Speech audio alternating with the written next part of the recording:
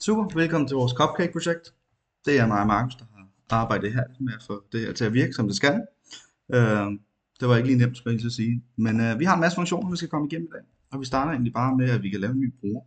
Når vi begynder at lave en ny bruger, så bliver den gemt ned i Postgres. Øh, der gør vi bare sådan her.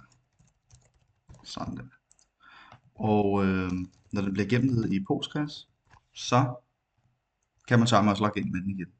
Vi vælger dog at logge ind med mit admin login, så jeg også kan vise vores admin dashboard. Her der kan vi en hel masse fandango, men vi skal egentlig bare lige starte med at se butikken. Vi har allerede en bestilling, som jeg har placeret. Vi kan heldigvis også adde en fast bestilling med. Det kan vi begynde at gøre sådan her.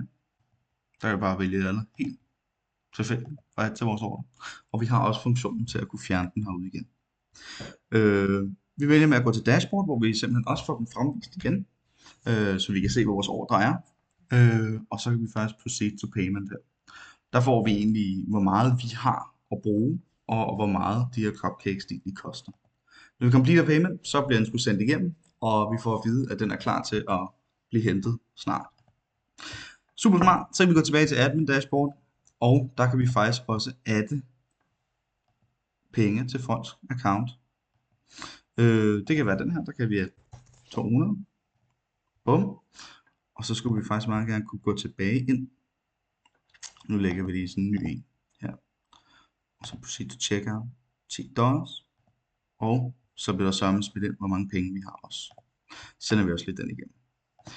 Ellers så kan vi gå ind og se, hvad der egentlig er blevet bestilt. Der er blevet bestilt en hulens masse ting, og der kan vi faktisk også gå ind og fjerne dem igen, hvis vi ikke tænker, okay, der er en, der har bestilt ingenting 4 gange.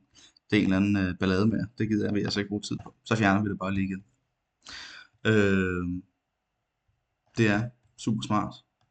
Jeg tror, vi er tilbage igen. Og det er vores hjemmeside kan af funktionaliteter.